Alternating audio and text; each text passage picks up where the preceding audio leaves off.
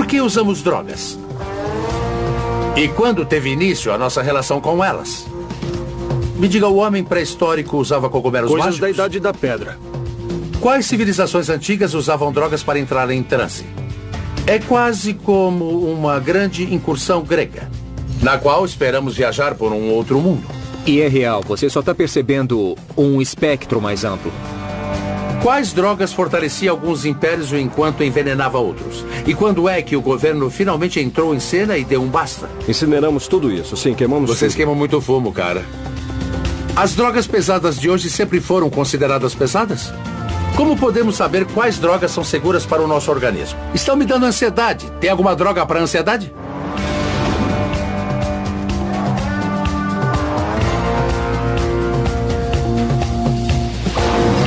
A história das drogas. Primórdios do homem. Os primeiros usuários. Hoje temos milhares de drogas à disposição. Mas e quanto a 20 mil anos atrás? Será que o homem primitivo sabia quando usar drogas para alterar a mente ou o corpo? Como será que ele descobriu isso? Quais drogas teriam sido usadas?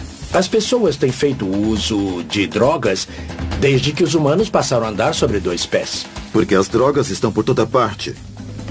Pode ser papoula, ou folha de coca, ou folha de tabaco, e pode estar sendo cultivada perto de onde você vive.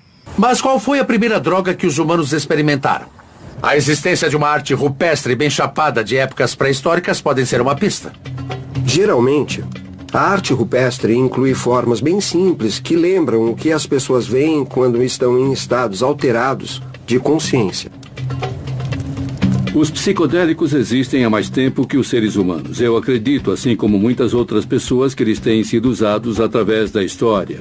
As pinturas em cavernas e os entalhes apontam para isso. A humanidade, em várias culturas pelo mundo todo, tem feito uso e ingerido o que chamamos de cogumelos mágicos. Acho natural as pessoas usarem esses cogumelos porque o ser humano é forrageador.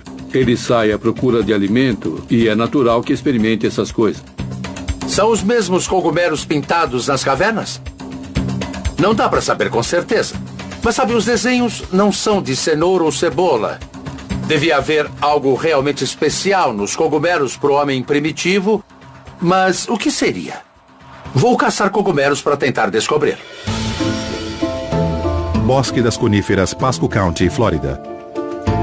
Bom, as pessoas fazem caça ao tesouro, mas por que fazer uma caça ao cogumelo? Bom, a emoção de procurar cogumelos selvagens é realmente interessante, mas muitos outros tipos de cogumelos têm compostos que alteram a consciência, tais como os cogumelos alucinógenos. É isso que as pessoas chamam de cogumelo mágico? Sim, esse é um termo bem popular. Podem ser chamados de cogumelos mágicos, ou para os índios que faziam uso deles, são cogumelos sagrados. Quando acha que o homem usou cogumelo pela primeira vez? Ou seja, quanto tempo faz? Bom, tudo indica que houve um encontro, pelo menos em alguns locais, que remonta aos tempos da pré-história. O homem pré-histórico usava cogumelos mágicos? Coisas da Idade da Pedra. Por que eles são mágicos? Eles provocam uma alteração mental, induzem a um estado alterado de consciência. Qual é o princípio ativo? Bom, o princípio ativo é a psilocibina. A psilocibina é um composto alucinógeno que afeta os níveis de serotonina do cérebro. Causa enjoo, vômito, fraqueza muscular e incapacidade de distinguir a fantasia da realidade. Era dos remédios mágicos, Egito Antigo. O Egito na antiguidade era considerado o armarinho de remédios do mundo, e eles conheciam as complexidades de um grande número de toxinas e de substâncias psicoativas. Os textos mais antigos que temos devem datar de uns 3.500 anos. Um deles se chama Papiro de Ebers e trata da fonte de conhecimento onde os médicos têm bebido há 1000 anos. Escrito por volta de 1550 a.C., o Papiro de Ebers é um dos documentos medicinais mais antigos do mundo. Menciona dezenas de substâncias familiares usadas como remédios paliativos. Alho para curar hemorroidas, aneto para aliviar flatulência e mel para problemas respiratórios. Além de um surpreendente remédio caseiro usado para acalmar os bebês, o ópio. Ei, Desde que funcione.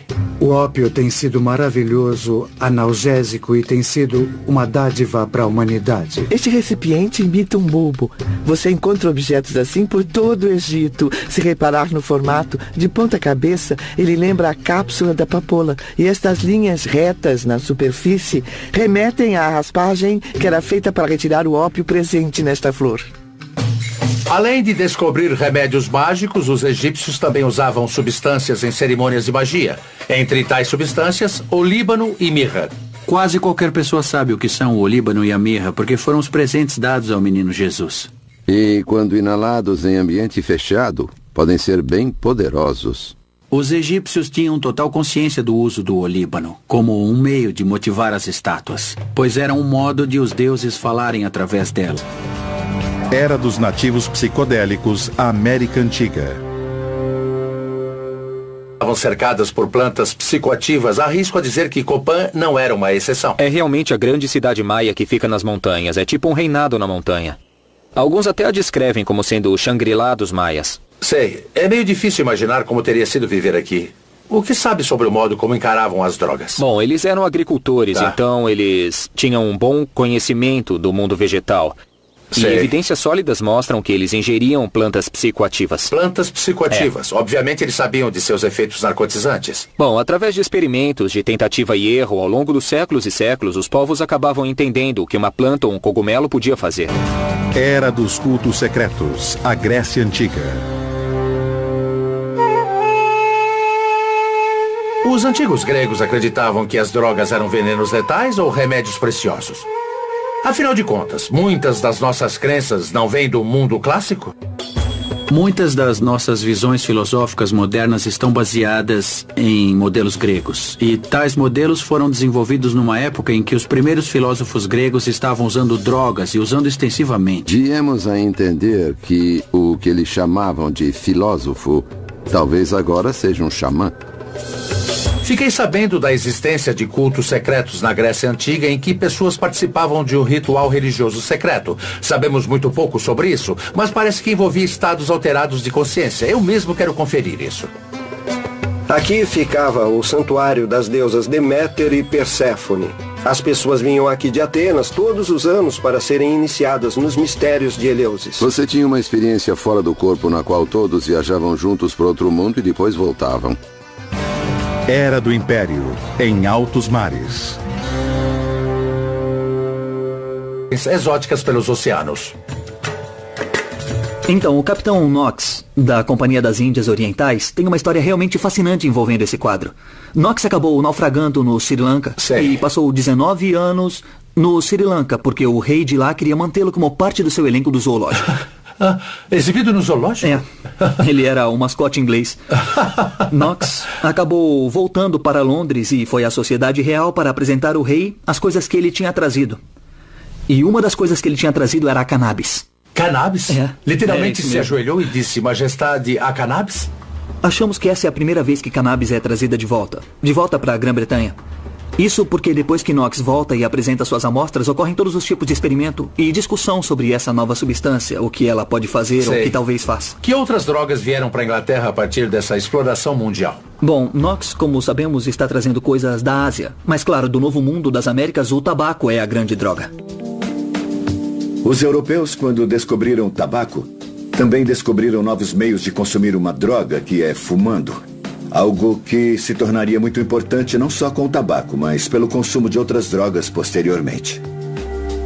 Então, o modo mais fácil de obter a maior concentração de droga no cérebro ou é injetando na veia ou fumando.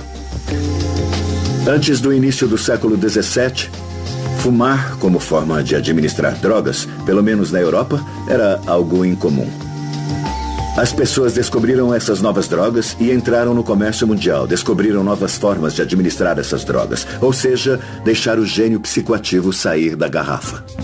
Quando as drogas chegam ao mercado global, o marketing global vem na sequência. Então, antes da Coca ou da Pepsi, a primeira marca global foi o ópio Patum. Isso, se você comprasse o ópio Patum, sabia que estava comprando coisa boa. O ópio atua inundando o cérebro com alcaloides narcóticos, proporcionando intenso prazer e aliviando a dor. Tem sido amplamente usado há milhares de anos e talvez seja o remédio mais antigo do mundo para diarreia. Um dos principais meios da Companhia das Índias Orientais pagar pela carga de chá era transportando o ópio para a China. Uau! O Opiopatton. Eles começaram a desenvolver, incentivar e tentar vender na China, e essa era tida como a primeira marca mundialmente conhecida. Então, antes mesmo da Coca ou da Pepsi, a primeira marca global foi o Opiopatton. Isso, sabia que ao comprar Opiopatton você estava comprando coisa boa. Fume o Opiopatton, tá bom. O bom, a Inglaterra queria o chá da China, mas os chineses só queriam prata ou ópio. E a Inglaterra, claro, não tinha ópio.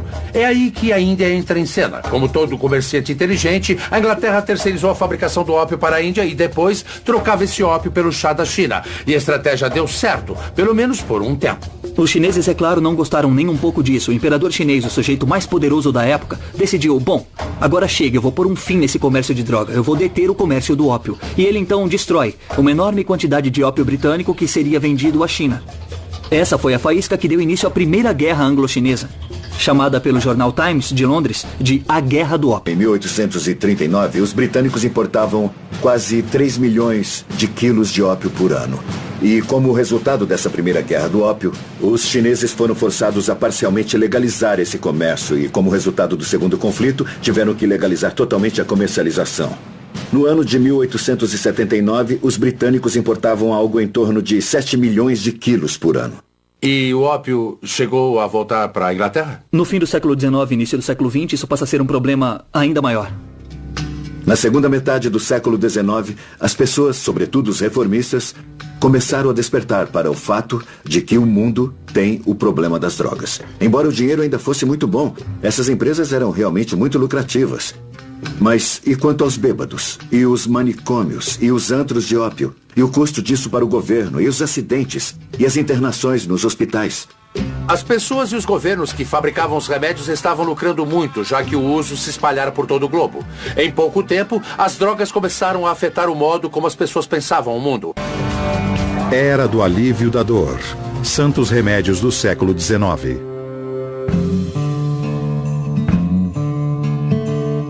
Em 1803, o cientista alemão Friedrich Sartaner fez uma grande descoberta na história das drogas. Pela primeira vez, ele isolou o princípio ativo de uma planta narcótica. Essa planta era a papoula. E o princípio ativo era a morfina. Morfina. E a mudança foi total. Em 1803, o composto da morfina foi isolado da planta que dá o ópio. E esse foi, digamos, o nascimento da ciência chamada farmacologia. A morfina é uma dor incrível para a dor aguda. Se a pessoa tem um infarto ou quebra uma perna, o alívio é quase instantâneo.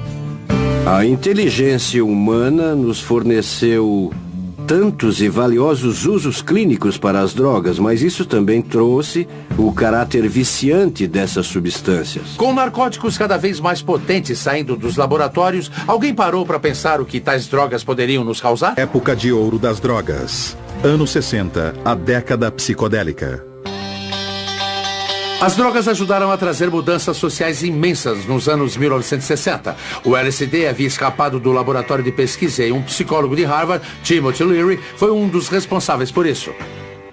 O LSD é a substância mais poderosa que o ser humano já desenvolveu para influenciar a mente. Já usei a comparação da energia nuclear com esse material. Acho que nas mãos corretas ele trará mudanças. Para Tim, todo mundo devia fumar maconha diariamente e tomar LSD uma vez por semana. Se ligar, se orientar, cair fora. E alguns até largaram a faculdade por causa do que ele dizia. Eu estava com 19 anos quando decidi tomar o que talvez seja a maior dose de LSD que já foi tomada até agora. 100 mil microgramas. E aí tive um dia de êxtase e arrebatamento e 7 dias de um pesadelo, de uma catastrófica agonia espiritual. As drogas psicodélicas podem colocar você no centro de si mesmo, no ponto de onde você pode começar a se reprogramar. O LSD foi tão polarizante quanto a década que o tornou infame. No final dos anos 60, o governo americano enfrentava uma guerra perdida no Vietnã e uma geração mais jovem que eles não entendiam. Os jovens estavam optando por sexo, drogas e rock and roll, em lugar de um governo que não achavam confiável. Richard Nixon chamou Tim Leary, o homem mais perigoso da América. Nixon acreditava que o uso de drogas era um sinal da decadência social e pessoalmente estava bem alarmado com o aumento do uso de drogas. Ele se preocupava com a contracultura da droga, se preocupava com o uso de heroína entre os combatentes no Vietnã. Jovens e gente da classe média estavam usando drogas como nunca antes haviam usado. Parece que toda essa problemática da droga estava convergindo para ele e sua administração. Temos que travar o que tenho chamado de guerra total ao inimigo público número 1 nos Estados Unidos: o perigo das drogas. Nixon decide se comprometer totalmente. E cria um novo arcabouço legal, que vai restringir o acesso às drogas ainda mais. Em 1970, uma série de novas leis antidrogas foram aprovadas. E sob a direção de Richard Nixon, a Agência de Combate às Drogas, a DEA, foi criada num esforço conjunto para tirar as drogas ilícitas das ruas. Mas se essas drogas saíssem das ruas, para onde exatamente elas iriam? Esse lugar é incrível. O que é aqui? Aqui é o depósito oficial de drogas da região sudoeste dos Estados Unidos, usado pela DEA para guardar grandes quantidades de drogas ilícitas antes de serem destruídas. No caso aqui, é mais maconha. Quantos quilos você diria que tem aqui no momento? No momento, acho que temos por volta de 100 quilos. Cerca de 100 mil 100 quilos. E dentro de um ano vão passar cerca de 907 mil quilos de drogas por aqui. 907 mil quilos? Eu não sou matemático, mas pode me dizer quanto isso equivale no mercado? É muita maconha. Muito, né? O que vocês acabam fazendo com toda essa maconha? A gente retira uma amostra e faz o registro, porque muito disso será usado como prova nos tribunais posteriormente. E depois temos uma operação de queima bem consistente. Levamos para o incinerador e tudo é queimado. Vocês queimam tudo isso? Queimamos tudo. Vocês queimam muito fumo, cara? Sabemos que as drogas faziam parte dos anos 60. Acha que a DEA foi criada como uma resposta a isso? Com certeza sim. Acho que a questão naquela época era a questão de uma cultura das drogas. E acho que o governo então quis consolidar recursos para tentar fazer algo para resolver o problema. Qual seria a missão da DEA? É garantir o cumprimento da lei das substâncias controladas, que é a lei federal antidrogas do governo americano. Com a lei das substâncias controladas de 1970, você tem uma lista classificatória, que vai de 1 a 5. Na lista 1 estão as drogas que são terminantemente proibidas. Quando achamos que uma droga tem alto potencial de abuso, nós notificamos a DEA, que então a insere numa lista. A FDA classifica as drogas perigosas em 5 listas. Na lista 1 estão as drogas mais viciantes e com menor valor medicinal. Na lista 2 estão as drogas um pouco menos viciantes e com mais valor medicinal. E por aí vai, até chegarmos na lista de número 5, muito coerente. Mas a maconha, inclusive a medicinal, é uma droga da lista 1, enquanto drogas como cocaína, PCP, oxi e morfina estão na lista 2. O álcool e o tabaco nem são mencionados. A maconha está na lista 1 agora. Não tem nada a ver com medicina ou ciência. Só tem a ver com a política e orçamento da DEA. Nos anos 70, trabalhamos muito no centro da cidade, nas ruas. Qual era a droga nessa época? A droga nessa época, muito LSD, muita heroína, muita maconha. Nos anos 80, passamos para o crack. Foi uma epidemia no final dos anos 80. Era muita violência associada a ele. Tivemos de formar forças-tarefa para combater essa violência. E nos anos 1980, as leis antidrogas ficaram ainda mais duras. E as penas de prisão para os transgressores ficaram mais longas. No mandato de Reagan, a regra era agir com todo rigor contra as drogas. Diga sim à sua vida. E quando o assunto for drogas e álcool, diga não. Durante a década de 1980, eu era o principal procurador da Câmara dos Representantes envolvidos no esboço das leis federais antidrogas. Eu fiquei muito perturbado com o que aconteceu. Eu tinha ciência de que as leis que estávamos aprovando eram profundamente ineficazes, que estávamos enriquecendo os cartéis que pensávamos estar combatendo. Houve um aumento das overdoses, as prisões estavam mais cheias e eu via tudo isso. Quando entramos nos anos 90, começamos a ver o surgimento da metanfetamina, que passou a ser uma opção. Então tivemos de incrementar nossos esforços contra isso. Também tivemos de providenciar mais treinamento para os agentes locais mantenedores da lei, no sentido de como lidar com os laboratórios. E nessa última década, vimos um surgimento ou um aumento na quantidade de medicamentos que as pessoas usam. Remédios à base de ópio, como analgésicos e coisas desse tipo. Certo. E juntamente com isso, o aumento do uso da heroína, porque essas duas drogas estão interligadas. Certo. E também, claro, a maconha sempre foi uma força constante, como você pode ver aqui, não é verdade? É claro, eu estou vendo. É uma batalha constante contra a maconha. Sentindo o cheiro. Quando você anda pelo depósito de drogas da DEA, você se pergunta por que isso é tão valioso? É porque é ilegal. E segundo a lei de ouro da economia, quando uma atividade se torna mais valiosa, mais gente a adota. É como se fosse uma mochila. Tudo em cima. Agora, imagine andar quilômetros e mais quilômetros por um terreno. Sei. A fronteira é a linha mágica.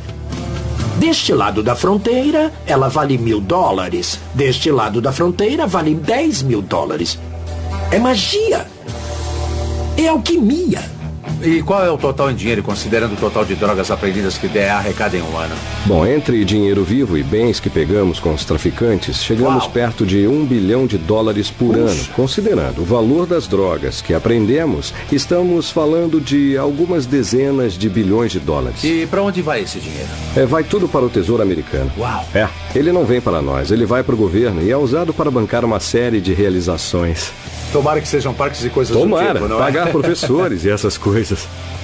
Mas também há muitos custos paralelos para combater as drogas, e manter os transgressores na prisão é um deles. A guerra antidrogas, como qualquer outra coisa, acabou lotando as prisões dos Estados Unidos. Um fato sem qualquer precedente. Muitos estados viram o custo de suas prisões aumentar mais rápido do que qualquer outra categoria de despesa estatal. Mais que educação, mais que aposentadoria, mais que o sistema de saúde. Uma incrível transformação na capacidade do Estado de partir para cima dos seus próprios cidadãos, em nome do combate às drogas. Recentemente, Kofi Annan, Jimmy Carter e outros líderes mundiais anunciaram um estudo dizendo que a guerra às drogas não era vencível. O que acha disso? Acho que esse título, Guerras às Drogas, é um engano. Não é uma guerra, é uma ação criminosa. Somos investigadores de polícia, investigando criminosos. Não somos soldados, somos policiais. Então, quando se fala que o álcool é permitido como argumento para legalizar a maconha, como é que você se sente? Acho que temos de olhar os custos para a sociedade. Certo. Já não temos problema suficiente com o tabaco e o álcool? E o custo que essas duas drogas lícitas impõem à sociedade americana? E os custos com saúde, os custos em vidas? Sabemos que o álcool e o tabaco fazem mal à saúde, mas são permitidos. Tudo bem, mas como sociedade. Ainda assim, mas a gente decidiu como sociedade. Como sociedade, tudo bem.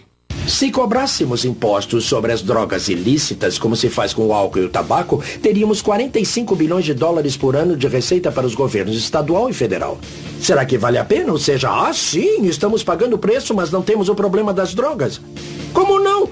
Estamos pagando um preço enorme por uma política que é um fracasso. Eu acho o seguinte.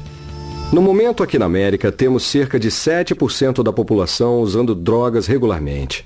Temos 22% ou 23% fumando ou usando tabaco regularmente. E mais de 40% usando álcool. Certo. Será que podemos arcar com 40% de gente abusando do consumo dessas drogas? Apesar dos grandes esforços do governo, realmente não resolvemos nada. Hoje as pessoas estão usando cada vez mais drogas por razões boas e por razões ruins. Então, onde é que vamos parar?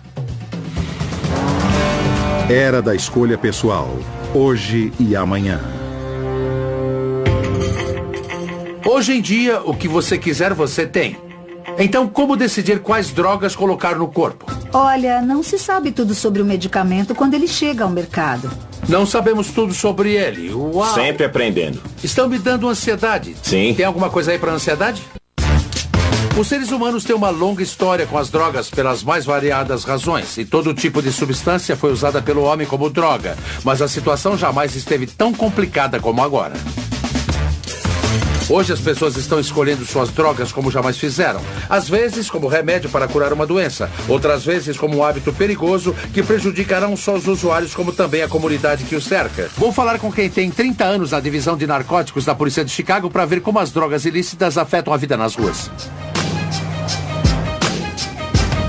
Vamos dar uma volta aqui pelo sul. Sempre houve venda consistente aqui nestas ruas. Qual é a droga que predomina numa área urbana como Chicago? A heroína e o crack. E o crack? O crack é um derivado mais barato da cocaína em pó e o nome vem do som que ele faz quando é fumado. Quando consumido em altas doses, os usuários podem vivenciar uma parasitose ilusória, a sensação que parasitas estão andando sob a pele. Devo dizer que tem um grupinho, bem ali. Cada quadra ou certas quadras são controladas por diferentes gangues e tal. Dê só uma olhada, tem um cara de boné vermelho ali e parece que ele está vendendo. Ele saiu fora, mas parece que está vendendo. Se você olhar bem os dois caras, olha só, um está fazendo sinal pro outro. Em algum momento, acho que eles vão avistar nosso carro. Não dá para brincar com eles. Mesmo a gente estando aqui, não impedimos o negócio dele. Sei. Tem policiais à paisana que apanham. O fato de você ser policial não significa que eles terão algum respeito ou que vão te isentar de alguma coisa. Nosso país tem 4% da população mundial, mas consome 65% do suprimento de drogas pesadas do mundo. A droga ilícita mais popular aqui agora é a maconha. Depois vem a cocaína e os alucinógenos, incluindo o êxtase. Estima-se que metade de todos os crimes cometidos no país tem a ver com drogas. O custo das drogas ilícitas para a nossa sociedade é espantoso. O paradigma do abuso de substâncias é mais de 200 bilhões de dólares. Experimente quantificar isso. Enquanto as drogas ilícitas na sociedade americana custam à sociedade 200 bilhões de dólares por ano, a indústria farmacêutica gasta 70 bilhões por ano para desenvolver novos medicamentos. Aqui em Chicago, há apenas algumas quadras do tráfico de drogas no centro da cidade, a indústria farmacêutica se reúne para o encontro anual da Associação para Informação sobre Drogas, a DIA. A DIA existe para difundir informações neutras sobre drogas. O que eu queria saber é como foi que deixamos nossa relação com as drogas se complicar tanto. É de cair o queixo. Quando você vê que um medicamento leva 10 anos para ser desenvolvido e custa $1 bilhão. 10 anos e $1 bilhão para um remédio? Veja o caso de algo como Lipitor, ou sei lá, o processo de desenvolvimento, desde o primeiro teste em humanos até a aprovação pela FDA, são 10 anos. E o custo é de $1 bilhão. Eu tenho uma ideia para um remédio. Quando você toma, ele vai pra academia e corre 8 quilômetros pra você. Correndox, vai se chamar Correndox. Mas e as drogas lícitas do mercado seriam seguras? As empresas devem ter uma ideia bem clara do efeito de uma substância antes de colocá-la à venda, certo? Jim, somos uma empresa de consultoria de segurança que atua junto à indústria farmacêutica. Ajudamos as empresas a avaliar os efeitos colaterais de uma substância. Não se sabe tudo sobre o medicamento quando ele chega ao mercado, então... Não se sabe tudo sobre ele, é? Uau! Sempre aprendendo. Vocês estão me dando ansiedade. Sim. Tem alguma coisa para ansiedade? Se tiver uma pílula, eu tomo Está a caminho. Será que minha cabeça está assim? Com todos esses medicamentos disponíveis hoje, são os médicos que continuam sendo os guardiões dessas substâncias. Oi, sou o Dean Norris. Marquei às 5h15. Por favor, aguarde aqui. O Dr. Isaacs já vai atendê-lo. Ótimo. Este ano, no meu check-up anual, vou fazer mais algumas perguntas ao Dr. Isaacs. Dean Norris, olá, vamos entrar. Prazer, vem comigo. E como eu tenho mais de 40 anos, o Dr. Isaacs terá que realizar de novo meu exame anual da próstata. É aqui. Seu apetite está bom? Infelizmente, sim. E você dorme bem à noite? Geralmente. Muito bem. Isso. Impressionante. Eu perdi muito peso. Olha só, 2 pontos a menos. Quanto? Perdi 22 quilos? Depois do check-up, vou querer ouvir a opinião do Dr. Isaacs sobre a questão das drogas. E se eu lhe dissesse que andei muito estressado, que tipo de medicamento prescreveria para me ajudar nisso? Com muita frequência tenho receitado benzodiazepinas e remédios da família do Vale. E se eu lhe dissesse que estou tendo problemas para dormir? Ambien, ou Sonata, ou Lunesta. E se eu dissesse que ando extremamente ansioso? Se estiver falando de terapia de longo prazo, eu receitaria os medicamentos da família do Prozac. Os medicamentos psicoativos são receitados pelos médicos em caso de mudança intencional de foco e comportamento, estresse, oscilação de humor ou para suprimir a dor. Eles são tomados em excesso por mais de 16 milhões de americanos pelas mesmíssimas razões. Vendo a estatística, o número de medicamentos sob prescrição médica que são vendidos já está ultrapassando o teto desde a década de 50. Acha que nunca fomos tão medicados ao longo da história?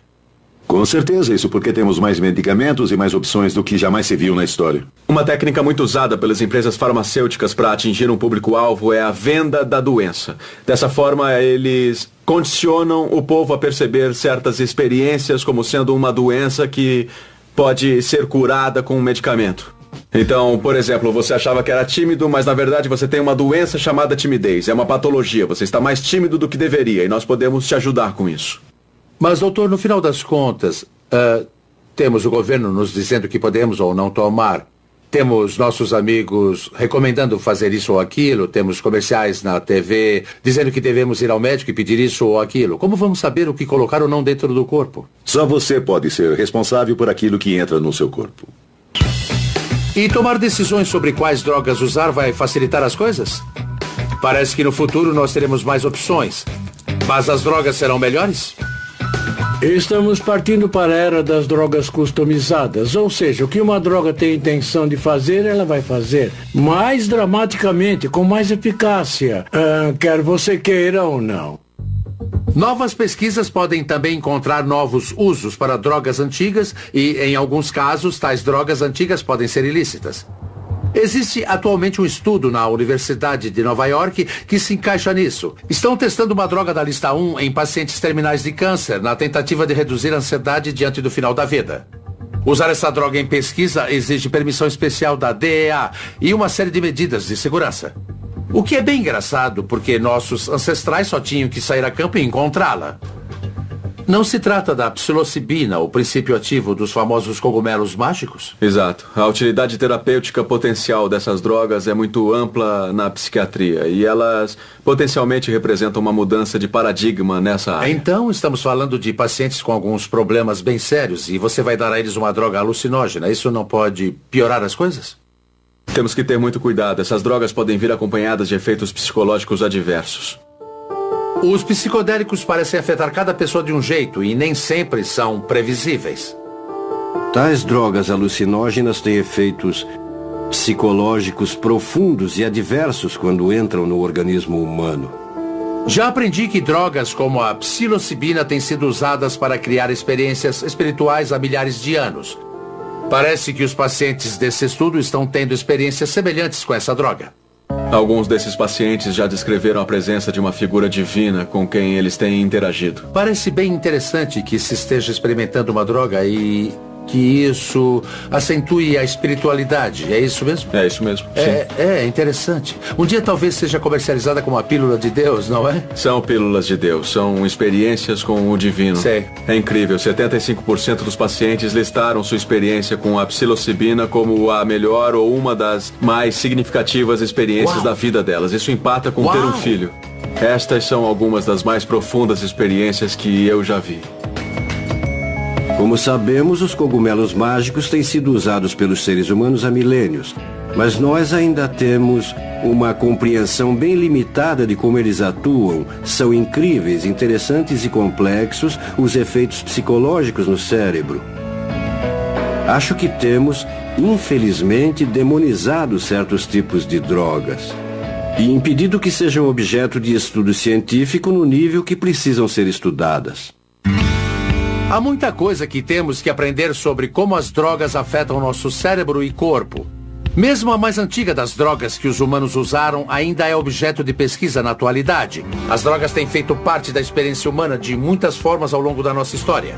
Na nossa busca espiritual por um significado maior das nossas práticas médicas, na esperança de que nos tragam cura, nas economias globais que se formaram em função delas e nas novas ideias que elas talvez tenham inspirado. Agora temos mais opções do que nunca, mas estaríamos mais saudáveis? Para alguns, as drogas são uma escolha pessoal. Para outros, devemos continuar a regulamentá-las para ficarmos protegidos de seus perigos. Sem dúvida, seguiremos em frente.